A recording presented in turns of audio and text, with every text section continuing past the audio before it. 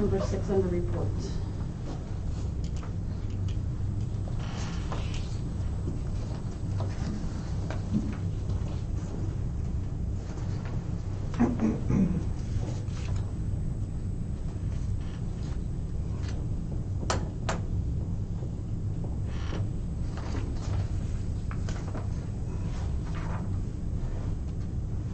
So at this point, we will recess council to go into a public meeting regarding our budget bylaw.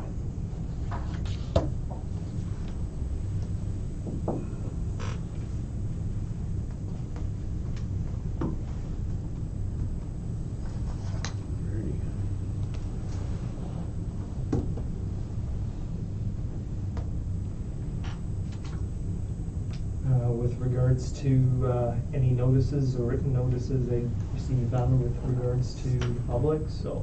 Okay. So there are no concerns, no questions to be answered. Then we shall reconvene council. And we have no delegations this evening.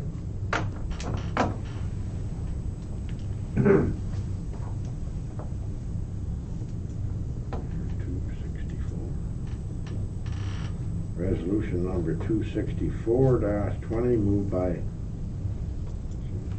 Councillor Saphir, seconded by Councillor Morrow, that the minutes of the council and committee of the whole meeting held September 15th, 2020 be accepted as circulated. All those in favor? Thank you.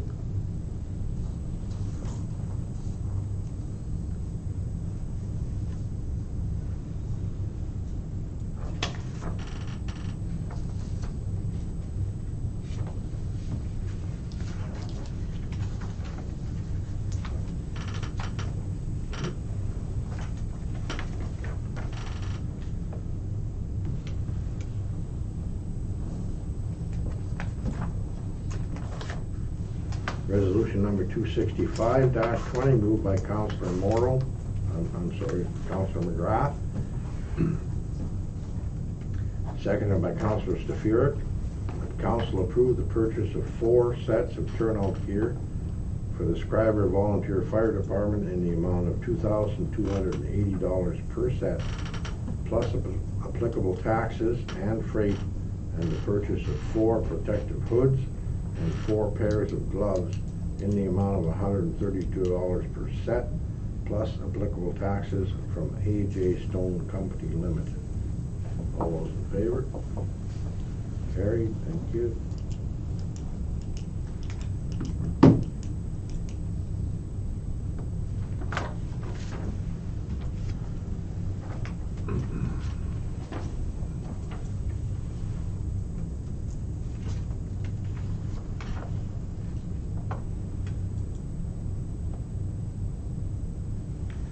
Resolution number 266-20, moved by Councillor Stafuric, seconded by Councillor Mullins, that council approve the purchase of 8 Bullard PX fire helmets from M&L Supply Fire and Safety in the amount of $484.47 per helmet, plus applicable taxes and freight.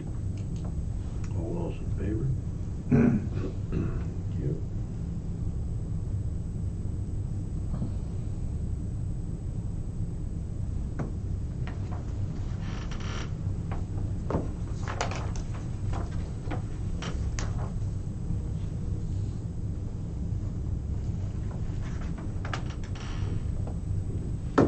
Resolution number 267-20, moved by Councillor Morrow, seconded by Councillor McGrath, that bank debits paid out of the general bank account in the month of July 2020 in the amount of $40,610, and in the month of August 2020 in the amount of $35,259.47 be approved and ratified. All those in favor? Carried. Thank you.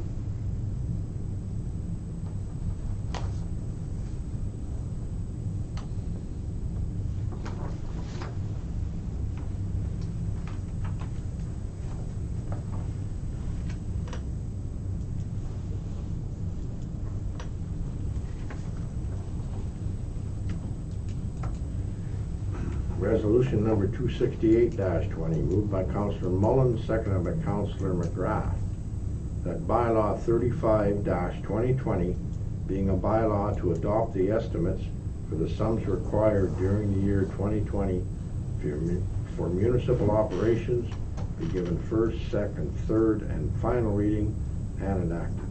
All those in favor? Carried. Thank you.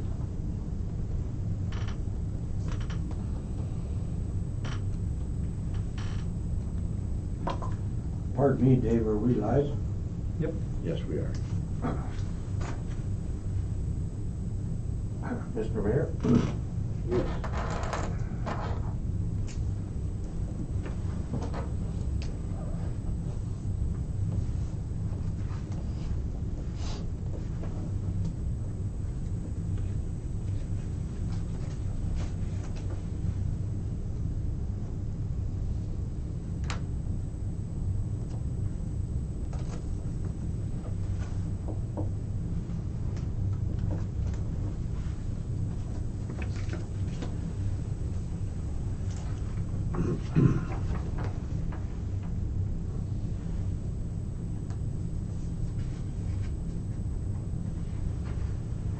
Resolution number 269-20, moved by Councillor McGrath, seconded by Councillor Mullins, that bylaw 36-2020, being a bylaw to establish tax rates for the year 2020 for municipal purposes, be given first, second, third, and final reading and enacted.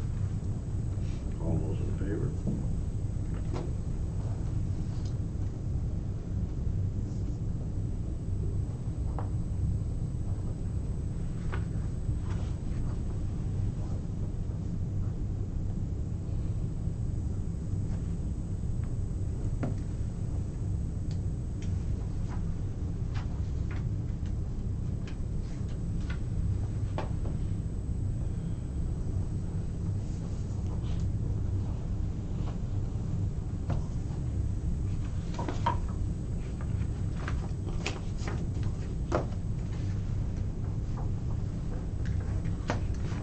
So that will bring to a close our council portion of the meeting. We'll go to the committee of the whole with Economic Development Department reports. Excuse me for a minute.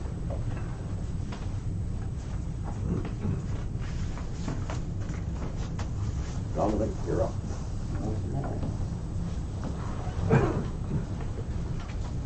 So part of the economic development report is going over the major projects that we have going on in the area, as well as some insight as to their stage of completion, as well as some figures for us to know. Part of the capital construction with Fenway is that we are at around 90% completion for spending, and a result of the initial substantial completion meeting that was held made it deem not fit to fit the criterion of minimum 80% completion. Therefore, a list of deficits was created in site with number 10 architecture, and this deficiency list will be communicated to the township, as you can see in attachment 2 of this report. And these listed deficiencies, once they are approved to be signed off from Fenway with visual proofs needing to be sent to number 10, then they will be delivering letters for approval of completion of substantial work, and mobilization for ownership of the property will then take effect. Part of the attachments as well in this report, or the capital construction, includes a communication piece from number 10 in which there were engineering controls that were outlined for us as a communication perspective, and with the pigeon issue that is going on at the Discovery Center right now. They have provided some options for us to possibly consider with regards to a long-term solution. So these items are brought forward to council to consider as a possible purchase in the future, and for deliberation on behalf of the Economic Development Department. The second project in which we are looking at is the Skyline Atlantic contract for the interpretive planning and design. as of next week, we'll be going into the third milestone in which we will be sending off a 75% completion towards the concept design and content for inside the visitor center and VR car. This will then be deliberated for a few more milestones until we are at a final design of 100% completion, which will take a course of a couple of months. And with their anticipated timeline with an updated schedule, they'll be looking to have this component finished by the end of June 2021. The A6 project phase 1 upgrades, with further communication today, we have learned that with Precambrian trails that we will be looking to move some aspects of the remaining milestone of the project, which is approximately 600 meters, to 2021. This has been communicated in our office as well as to our major funders, and they see no issue with this on their part in terms of carrying over funding for the following year. And the downtown revitalization project, we have spent around $53,416.25 with TBT thus far. This amounts to 79% completion of their project, and which additional portion of their contract will include project management and creation of the tender for the downtown revitalization project. And part of that is still being ongoing with the Township of Schreiber, in which we're awaiting the remaining structural drawings from Lesson Engineering in partnership with Jody Look Drive, Bond Landscaping.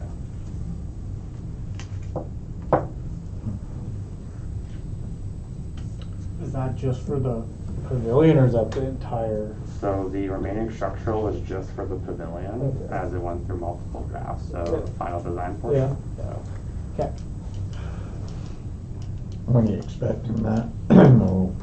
So I got communication from the landscape architect, and she's in consultation with Lesson Engineering. I got an email yesterday, apart from the original design into the design that's going forward right now. They anticipate that he's at around 50 to 60% done with those drawings now. So it's a matter of a week and a bit, as they have communicated with me. So I'm keeping in contact with them to get that together so we can have tender package created and ready and put out there. Yeah, because we gotta get that out there, yeah, for sure. So when will the tender package be out for the structure? That would be in the matter of when we get the structural drawings, then those get sent over to TBT, and then they do a final construction of the tender, and then that goes out for an X amount of weeks. What kind of timeline are we looking at there? That's a matter of us getting the remaining Lesson Engineering drawings, and they've communicated to me as of right now, a week to 2 weeks for the long? remaining 40% of the drawings. Sorry, I missed that. 2 weeks. 2 weeks? Okay, thanks. When you mentioned about the pavilion, like, other than that, what else would we be talking about? The park down there, and The pavilion, the park, the splash pad, Okay, all that like sort of all stuff. Does that go all out Yeah. in one tender, or is Alright. those all separate? Yep, so it'll be in the It'll be package. one big. Whatever isn't structural, in other words, I guess, you Yep, know. yep. yeah, so, yeah. Okay. Yeah. Any other questions for Dominic? Those, I'm just looking at those spikes for the pigeons, like, and like where exactly would they go on? So the three options that they gave, so the spike option that they gave is the cheapest option that there is there, but as we learned from the subway, they tend to roost on them still and make nests, so that's something I don't highly recommend. But they would be, if that was an option that was put forward, they would be going on to the exposed beams. So it sounds like that's just a waste of money then. Yeah, so that was the lower end option that they Yeah. sent to us, so they gave us a variety to look at for our Okay. consideration.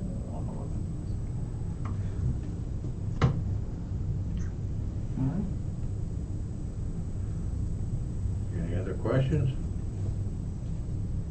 So the downtown should be good to go construction by snow melting, right?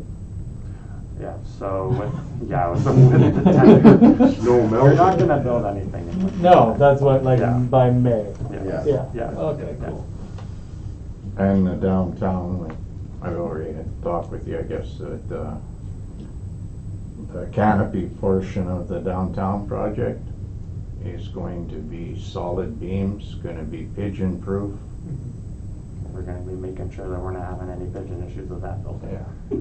It's gonna be no roosting spots.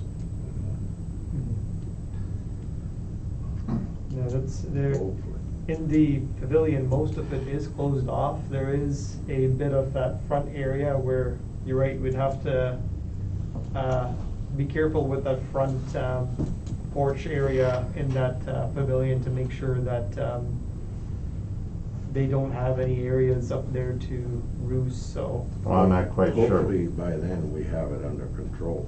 Yeah, Mhm. but I'm not quite sure what the, if it's I-beam or anything, if it's I-beam, you want it closed in Yep. right from the start. Like, Yep. whether it be a solid beam, wood beam, I don't know, I haven't. Right, Pigeon-proof beam. pigeon proof. Yeah, but according to, from what I hear, the architect up there said this was pigeon-proof too. The one on the highway. Why would he think that? Really? No, I mean before it was made, before it was built. Oh, before it was built. He hasn't been back. Yeah, and again, key elements again with the pavilion and downtown revitalization is, again, as we're waiting for the final drawings to come in and it's tendered out, key element right there is once we do get those tenders, to make sure that they're within our project budget.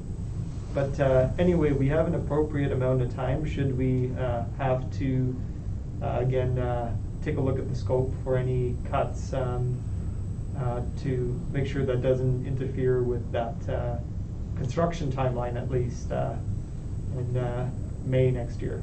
So the concepts for the splash pad and the park are done. Yes, Yeah. definitely the park and everything else, that's all done. That's correct. Just the pavilion Yeah, that no, needed all the engineering. okay.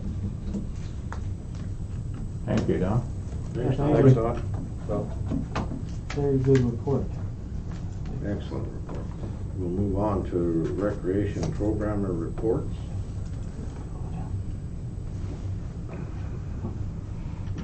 Comments, questions? All reopening. Yeah. Where do you start? looks like we're going that way in a hurry, right?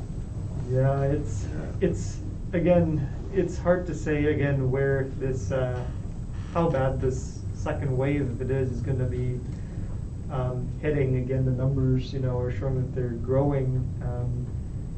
And that, obviously it makes us a bit nervous. At trying to determine whether we've hit the peak or we've yet to hit the peak. Right. I believe at this time, though, the way the Premier is talking, he's still going with the regional limitations. So I don't think our area within the catchment of the Thunder Bay District Health Unit will be affected much at this time. But yeah, how could that change? I don't think we really know, but I reiterate the Premier is saying he's going after the hot spots and he's leaving the rest of us alone for now. But you have the hospitals lobbying for stage 2 all Ontario. So, I mean, definitely not take anything off the table. Stage 2 It's, would close. We can all only continue indoor- on with what we're trying to do to reopen our facilities, and if at any time we're told to stop, I guess that's Yeah. what we do. definitely not take anything off the table, like you No. say, yeah. No, we're trying to open everything as safely as we can. We want to get everything When I, back to some sort of normalcy. How is it that Terrace Bay has their fitness center open? They have a full-time person to monitor it. We And don't. that's the only reason? It's also how you want to balance risk is also another component, right?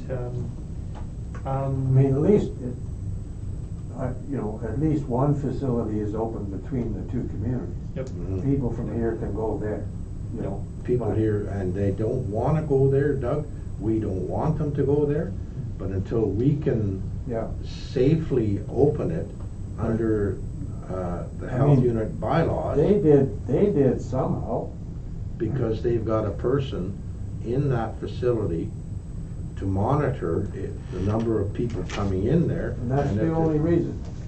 There's different factors too. I mean, in terms of consideration, if we're gonna use our weight room as an example, it's really small, in terms of space. The equipment is definitely not spaced, 2 meters apart. Everything is jam-packed together. Right. People are exercising, they're not gonna be wearing masks. So, this is where it's getting complicated. We're gonna be allowing people to go in and they're exercising, they're not gonna be wearing masks, and there's a potential for them to be, close to each other. So what we put together was, to say a limitation of maybe we'll allow 3 people in at once. That being said, we don't have anyone to sit there and monitor it. We're gonna put a sign on the door saying, Right. 3 people maximum. We have cameras that can check for us and do spot monitoring to make sure that is being followed. But Yeah. the other components too is it's so small and it doesn't really have that a good air exchange. So if people are going to be breathing in that room, that air is going to collect there.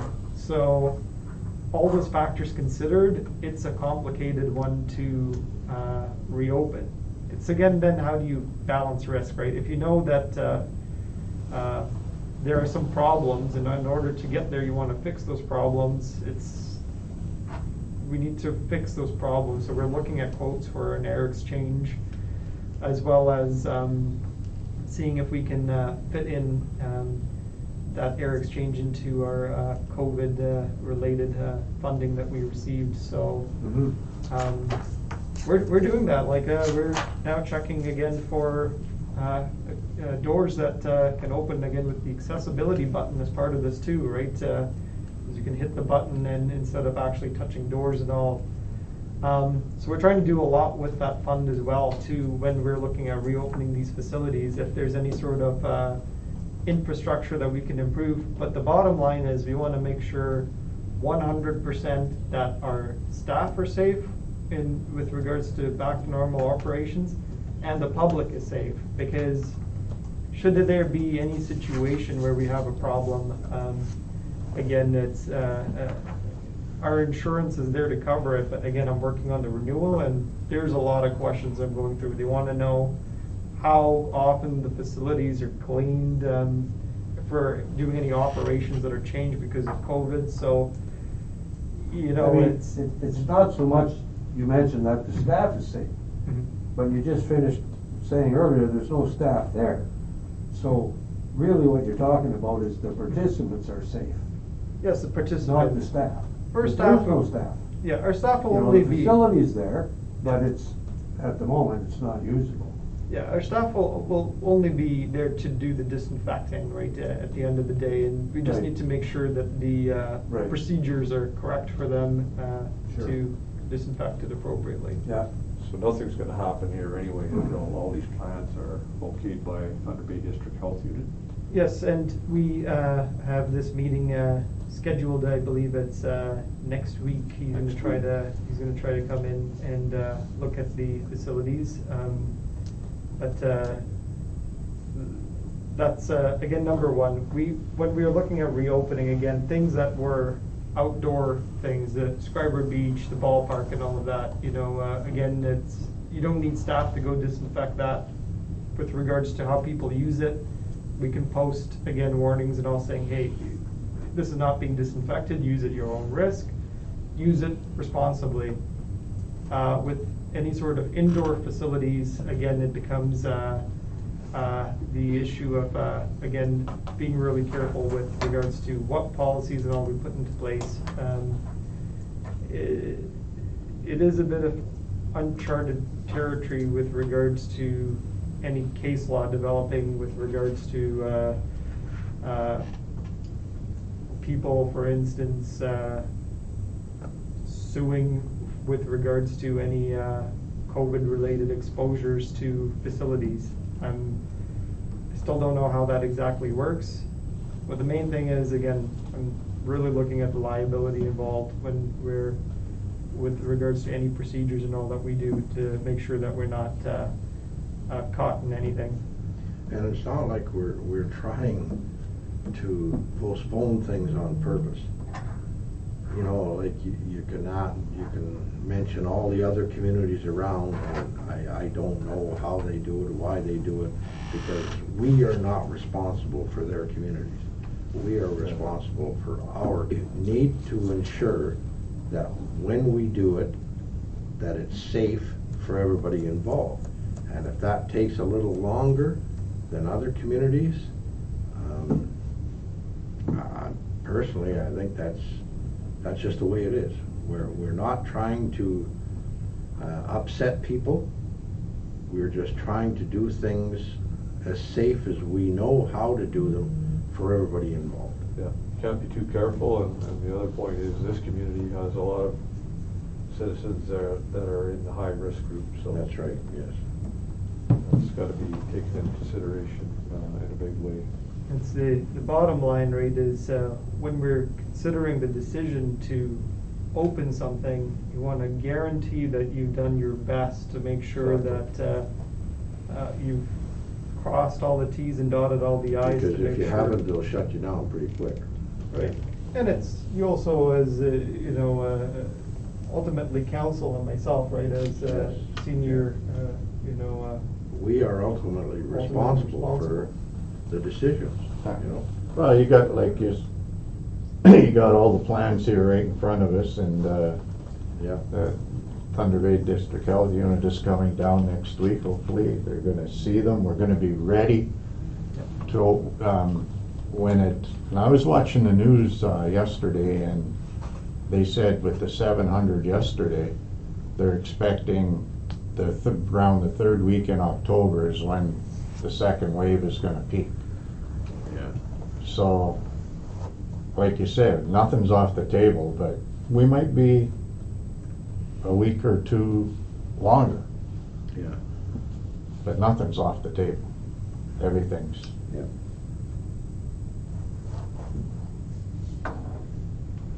Okay, any other questions on those reports? So is he getting out to the user groups of the arena to see Yes. the interest in who's gonna be participating in Yes. things? Okay. Absolutely. Again, with all of this, it's, we're, again, planning to get things, let's just say by November and all would be like a very good date to look at for things to be back to normal. Could have been earlier by October. We just have to see what's happening with the second wave. If the second wave is not gonna be causing complications, then we know that we can start reopening a bit earlier. We have things in place. Once we do our tour with the health unit, we'll know that whatever policies and all we have work best to keep our residents and staff safe. And like Dave said, if Ford keeps, provincial government keeps it regional, then We may be all right. we could be, yeah, exactly. All righty, the next three reports up are the Aqua reports for the water and wastewater operations treatment plant report summary and the work order summary. Any questions on those reports?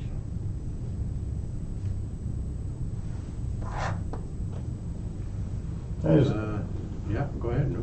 If, I was just wondering if it's getting, well, I know everything's a lot better, don't get me wrong there, but I mean, he's got the call-ins here at the water treatment plant. I was just wondering about them, if that's getting any better. I know the water's better, I know that, but you see their little, Yeah, I haven't really compared, not. but in all fairness, we haven't had a chance to talk to them because of this COVID, and, like, Yeah. not the operators, but Yeah, the. yeah. And that's still on the table, but I mean, I totally understand why. Yep. It's, I mean, a major thing for us, whether it's water or wastewater, is that the infrastructure is still very much aging, and you have, again, equipment failing, far quicker than, you would expect it to do so. So that's, again, an ongoing challenge, and I know that the Director of Operations has been looking at, for instance, the dam at Cooks Lake in order to get that, again, observed. I'll also be joining the Director of Operations in a meeting tomorrow with Aqua to go over the wastewater plan. But again, this is a lot of infrastructure in place, and it's, again, aging. It's certainly a challenge to keep up with the fixes required. But again, when it comes to compliance, there's no choice about it. That's right. Let's comply. You got that right. Any other questions? Then number 6 is the Director of Operations report concerning the medical center. And this report here's recommendation that the Council of the Township of Schreiber hire Werner Enterprises to clean the ductwork at the J.E. Strokes Medical Center for the sum of $3,267.12 plus tax. Director of Operations reached out to 3 companies for quotes to do the duct cleaning. This is, again, something that's probably a really good idea, considering, again, how we're dealing with COVID. We want to make sure that airflow is pretty clear. And this is this is a cost that I believe could be cleared with regards to our COVID funding. I have to make sure that I get that verified. But again,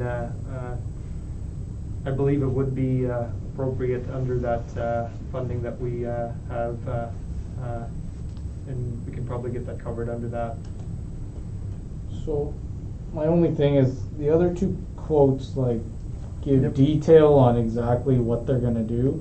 Yeah. And the one that we're saying that is being recommended, it just is saying nothing. Clean the duct. Yeah, so like, what kind of quality are we getting? Are we doing this? It just didn't, reading them, this one didn't sit right with me No, compared to the other, and I've never heard of this company, I've heard of the other guy. Heard of Keating, obviously, felt they're the through same here all way, the time. I felt the same way. It wasn't I read sick. It's very good price, but It wasn't sitting well with me either, so I went back and I talked to Red, and he phoned this company, and they're disinfecting too. They're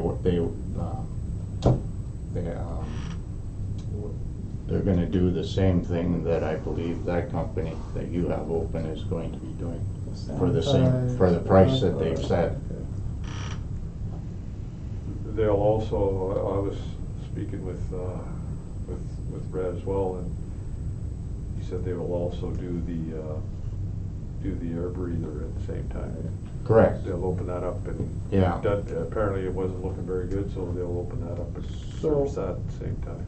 And then just another thing, like, going forward, like, how does it get to the point that they get this dirty? Are we not changing the filters every year? Like, shouldn't regular stuff be done on our buildings, especially that building? Yeah, I agree. Like, should there not just be like, oh, yearly checklist, Yeah. change furnace filter at medical Yeah. center, I Check. agree with you. And are the filters adequate, Yeah, you know, Yeah. for that facility? Yeah. like, I don't think we should be When- cheaping out on furnace Yeah. filters in the medical center. There's no air exchanger in that building, there's like an air, well, what I understand, it's an air breather. I just think, Filters the had air, we, but- had we done that in the past, maybe we wouldn't be Apparently scrambling not. to spend $3,500 to get them Right. clean now, right? Yeah. So I guess our first priority is to get the ducts clean, right? Yeah, yeah. And then I really believe we need a report on what needs to be done to upgrade this system to improve it. Yeah. Because air quality in the medical center has to be a pretty big priority, I would think. I would think, And do we have a routine maintenance Yeah, schedule? like, Yes. yeah. something Yeah. simple like Do we that. have, exactly. For all our buildings. Yeah. Like, what are the ducts like at, like, I mean, I know, in the rec center? Like, I know at home I'm probably overkill, but I probably change my filter 6 times a year Yeah. in my furnace. I don't know if I'm overkill or not, but that's what I do. Yeah, like, when was the last time the filters were changed? That's right. And if it's not once a year, then that's a big problem. A PM inspection, preventive maintenance, right? Yeah. So there's something to look into for sure. But I guess for now, do we agree with that quote and at least get the, As long as they're gonna do the same stuff that the other Yeah. groups said they're gonna do. Yeah, I was, actually, I was in Red's office Okay, when he phoned okay. him. okay, yeah. Sounds like they promised to do that. And they promised to do the air exchange, Yeah, so, Okay, And and then that's we'll- fine. good start. Yeah, Right, Good and start. then we'll Oh, yeah. follow up with the rest of it after. Yeah, Everybody in agreement with that, Jim? I'm good with that. Okay, very good. Question period, any questions? Nope, no questions. Nothing online, no? Communications, anything stand out for anybody?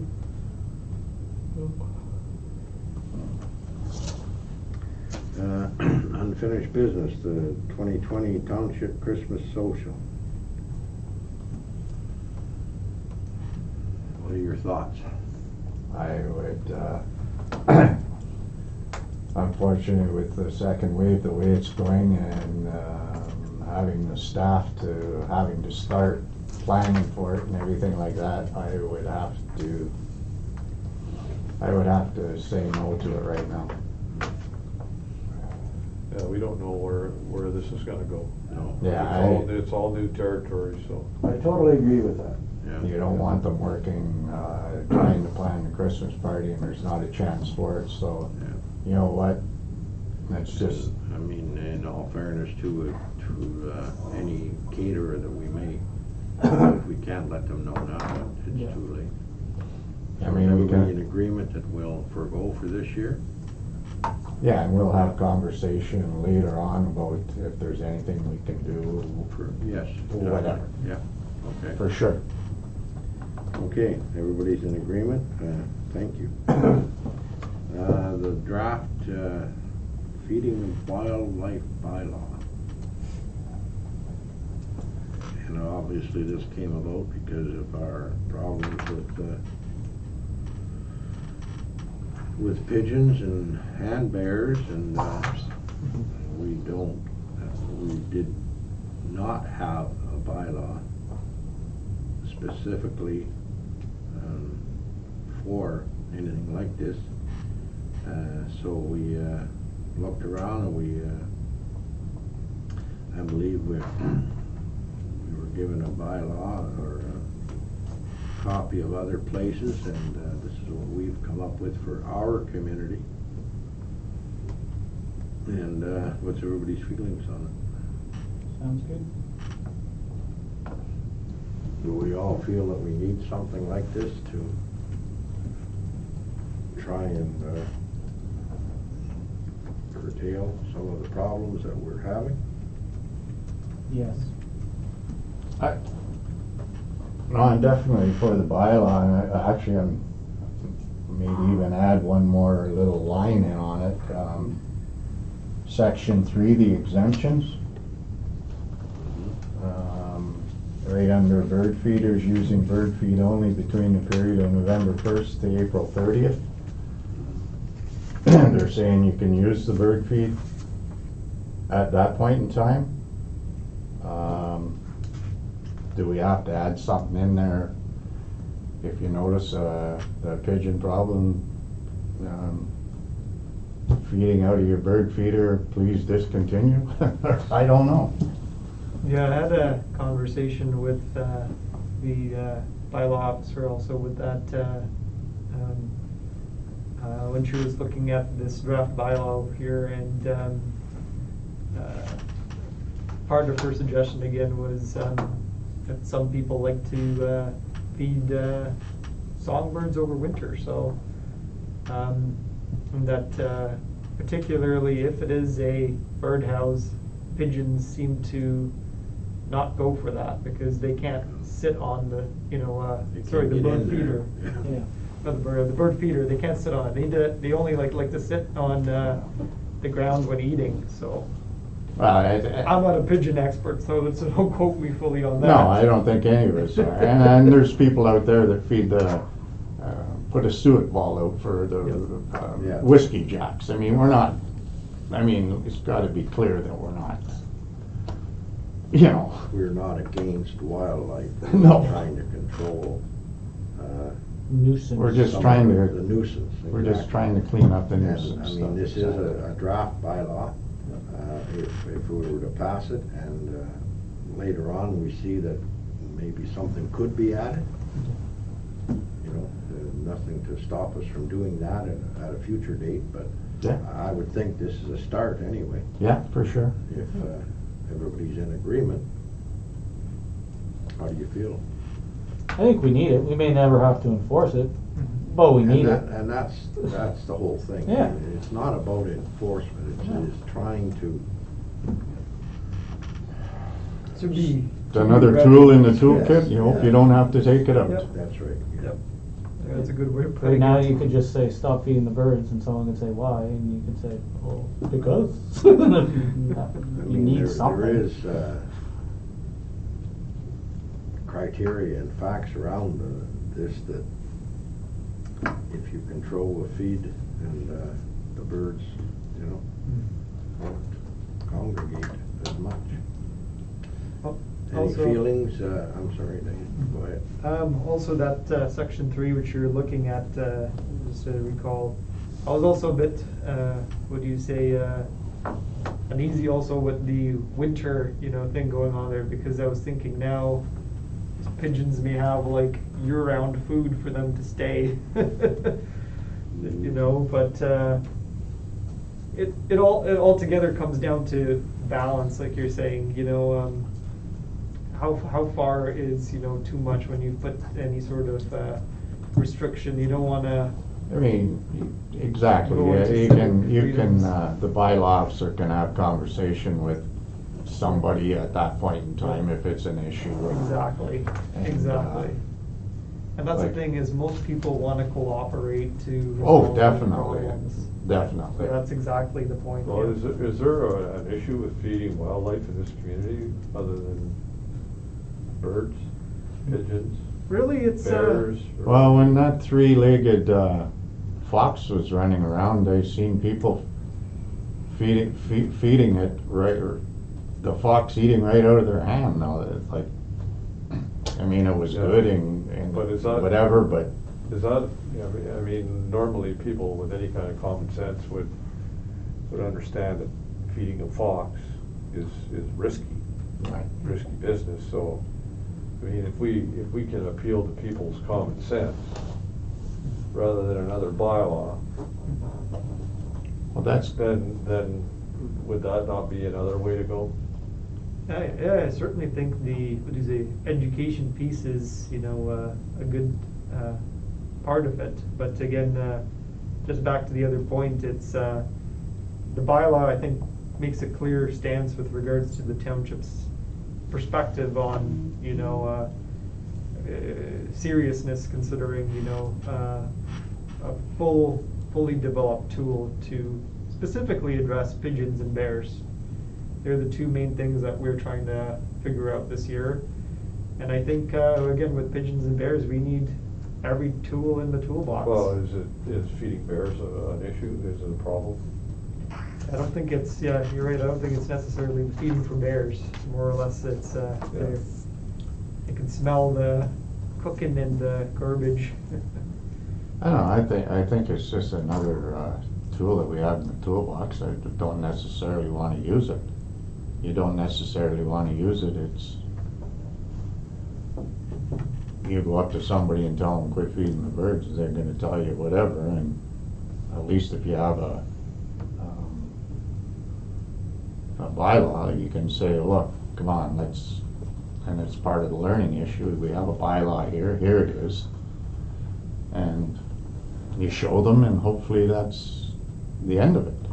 I think it's, personally, it's no different than the land maintenance bylaw. You know, like, we want you to try and keep your property clean, clear of derelict vehicles, but if somebody refuses, there's nothing we can do about it, basically. You know, if they refuse to do it, then, okay, now we have to adopt a bylaw imposing fines, which that's not, to me, that's not the point of the bylaw. Not at But all. if you refuse to do it, now we have a tool to, and I think it's the same with this, like we want to educate people, we want to let them know that this can be bad, it's not good for the community, but if that's all we do is educate them and they refuse to do it, there again, there's not much we can do about it. But with this bylaw, at least we can say, well, if you don't want to comply, you know, then now you're going against a bylaw that we do have. Yeah, I agree with that, too. You know, and enforcement is, personally, the last thing I want to see. We really just want people to comply and, you know, listen to us that, you know, feeding the pigeons is not a good thing. But if they refuse to listen, then, well, now we've got another tool to. Well, yeah, and you're making sense, of course, but we need people to understand where we're coming from, like. Yes, for You're sure. talking- And I agree with you too, to put a bylaw against everything that we ever want to talk about. No, I certainly don't agree with that either. Right. But I do believe we're in a position now where we have to take the next step because it's getting pretty serious. Yeah, any other comments, Dan? Please. Well, it's I just, appreciate yeah, it. no, I understand you have to, if it's a problem, and that's why I'm asking the questions. Yes. Is this a problem in our community, and if it is, and it's getting worse, then we absolutely have to take steps.